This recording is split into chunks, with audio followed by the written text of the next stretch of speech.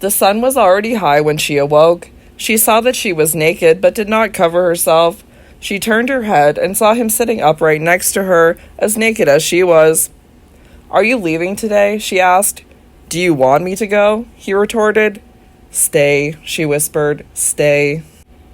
Early, when the young sun rose, he left the room in his dressing gown. He went into the garden and walked along the path past the trellis work, entering the rose garden, where he cut Bulle de Neige, Empress Victoria Augusta, Madame Karl Drusky, and Merville de Lyon. He turned left where the larches were standing and the noble firs. Mandra was sitting on the edge of the pond. She was wearing her black silk gown and was throwing breadcrumbs to the goldfish. As he approached, she plaited a wreath of pale roses and quickly, skillfully crowned her curls with it. She cast aside her gown and sat there in her lacy shift, her bare feet paddling in the cool water. They scarcely spoke, but she was trembling when his fingers lightly touched her neck and his breath caressed her cheeks. She slowly removed her shift and placed it upon the bronze water nymph at her side. On the marble edges of the pool, 6 naiads were sitting, pouring water from the urn and the amphora, squirting it in a thin jet from their breasts. All sorts of creatures were crawling around them, lobsters and crayfish, tortoises, fish, water snakes and reptiles. And in the middle, Triton was blowing his horn, and around him the denizens of the deep were snorting water from bloated lips into the air. "Come, my friend," she said. They climbed into the water. It was very cool, and he shivered. His lips became blue, and goose pimples crept up his arms. He had to swim briskly, to kick and beat the water in order to warm his blood and adapt himself to the unfamiliar temperature. But she noticed nothing. She was in her element and laughing at him, swimming around like a little frog. "Turn on the taps," she called. He turned them on, and then, from 4 places close to the edge of the pool, near the picture of Galathea, light waves began to foam. They swelled for a while, broke, and grew higher and higher. They rose strong and powerful, rising and falling, higher than the rays of Triton's creatures. 4 gleaming, sparkling silver cascades. There she stood, in the middle of the 4, surrounded by the shimmering rain, like a lovely boy, slim and tender, and his gaze kissed her slowly.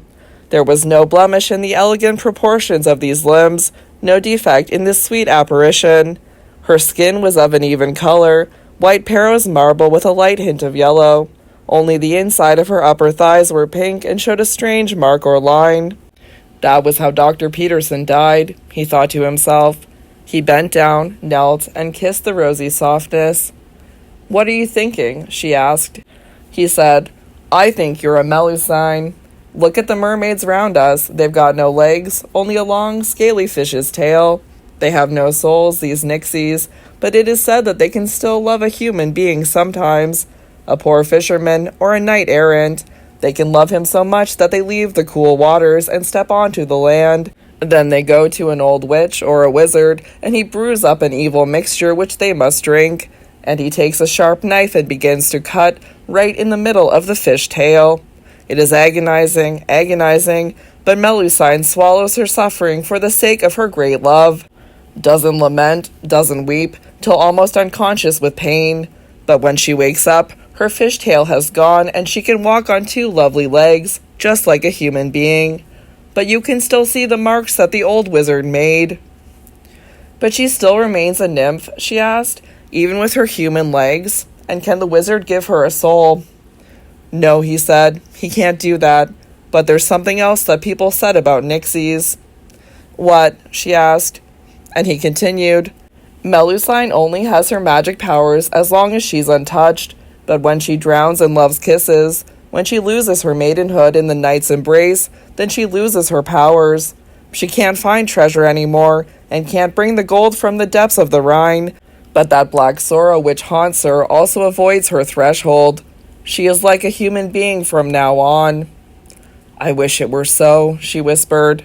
She tore the white wreath from her hair and swam to the sea gods and tritons, the mermaids and naiads. She threw the blossoming roses into their lap. "Take them, sisters, take them," she laughed. "I'm a human being." A massive 4-poster bed stood in Mandra's bedroom, on low, ornate supports. At the foot end there were 2 columns holding bowls with golden flames.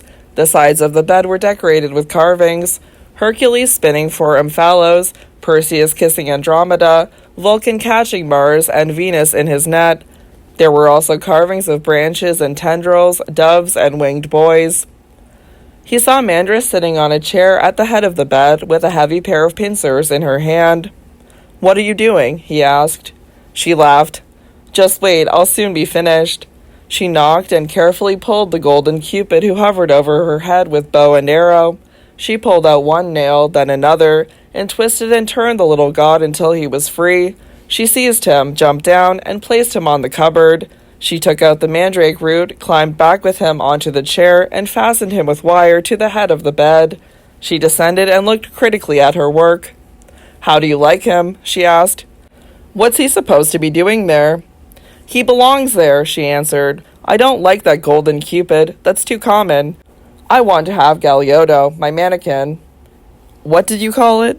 "Galeotto," she replied. "Was it not he who brought us together? Now let him hang there, and keep watch through the nights." They lay naked under the scarlet pyrrhus. Their bodies, which had been fused during hot midday hours, fell apart. Their caresses lay broken and trampled, their embraces, their tender words, like the flowers and the gentle grasses across which the storm of their passion had passed. Dead lay the fiery brand, consumed by its own tearing teeth, and from the ashes there grew a cruel, steely hatred. They looked at each other and saw that they were deadly enemies. The long red line on her thighs repulsed him, and the saliva ran in his mouth as though he had drunk the bitter poison of her lips, and the small wounds which her teeth and her nails had inflicted burned, throbbed, swelled.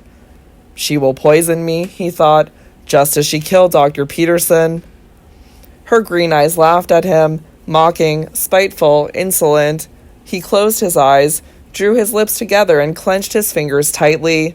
But she stood up, turned and kicked him with her foot, casually, scornfully. He jumped to his feet and stood before her, and their glances crossed.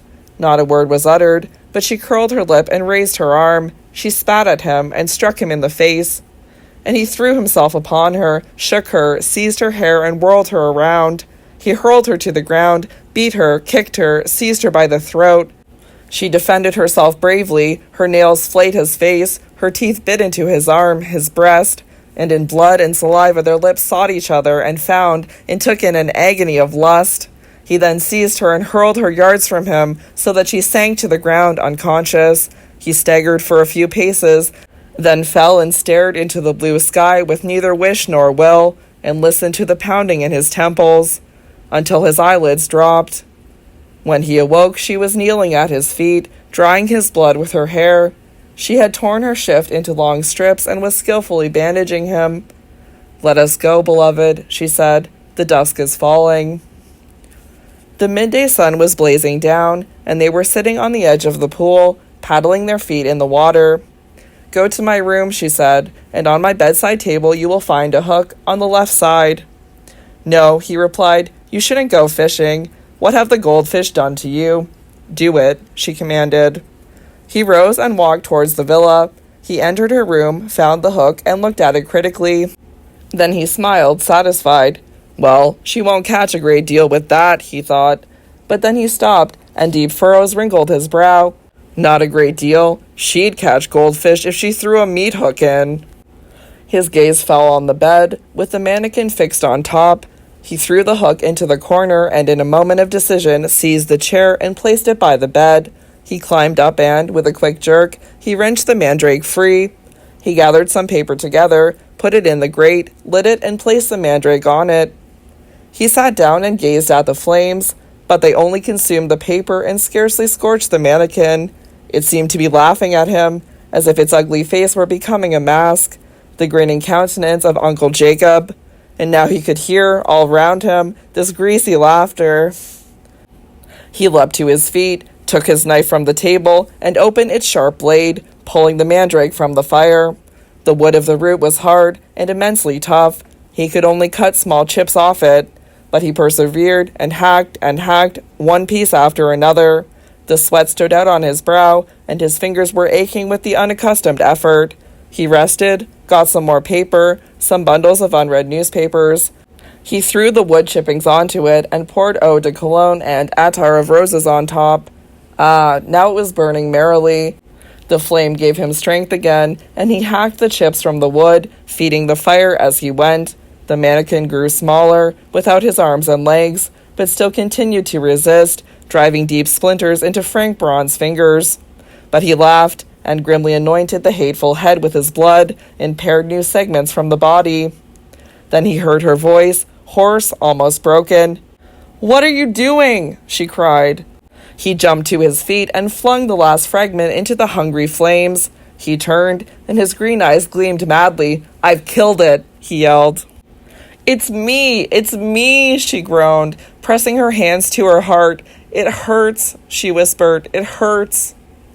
He strode past her, slamming the door, but an hour later he was lying in her arms again, sucking her poisonous kisses once more. It was true, he was her teacher.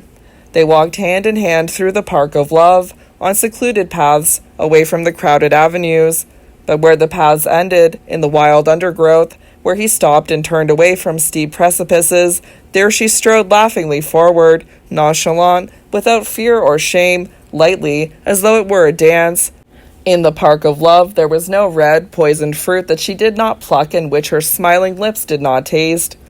She knew from him how sweet it was to be drunk when the tongue sipped the little drops of blood which sprang from beloved flesh. But her lust seemed insatiable, and her burning thirst could not be slaked. In this night he was exhausted by her kisses, and slowly freed himself from her limbs. He closed his eyes and lay like a dead man, rigid and immovable. But he was not sleeping, his senses wide awake despite his tiredness. He lay like this for many hours. The full moon shone brightly through the open window, onto the white bed, and he heard her move at his side, gently moaning and whispering wild words, as she always did in such moonlight nights. He heard her get up, go singing to the window, then slowly return. He felt her bend over him, staring for a long time. He did not move. She got up again, ran to the desk, and then returned, and she blew, quicker and quicker on his left breast, and then waited, listening to his breathing. Then he felt something cold and hard scratch his skin, and knew that it was a knife. Now she will drive it in, he thought, but the thought was not terrible, sweet rather, and good. He did not move, and waited for the quick incision which would cut his heart open. She cut, slowly, gently, not very deep, but deep enough for his hot blood to spurt forth. He heard her quick breathing, and opened his eyes a little. Her lips were half open, and the tip of her tongue was thrust greedily between her shining teeth. Her small white breasts were heaving, and a demented fire sparkled in her green, staring eyes. She suddenly threw herself over him, pressing her mouth to the open wound, and drank. He lay immovable and felt his blood flowing to his heart. It seemed as though she would drain him dry, drink all his blood, leave not one single drop in him, and she drank through all eternity. She finally lifted her head. He saw how flushed she was, her cheeks gleaming red in the moonlight, and pearls of sweat upon her brow. With caressing fingers she stroked the drying source of her red intoxication, and pressed a few light kisses on the wound. She turned and gazed at the moon with staring eyes. Something was drawing her. She rose, and moved heavily to the window. She climbed onto a chair and placed one foot upon the window ledge, transfigured by a silvery effulgence. Then quickly and decisively she climbed down again. Looking neither to right nor left, she glided through the center of the room. "I am coming," she whispered. "I am coming." And she opened the door and slipped into the night.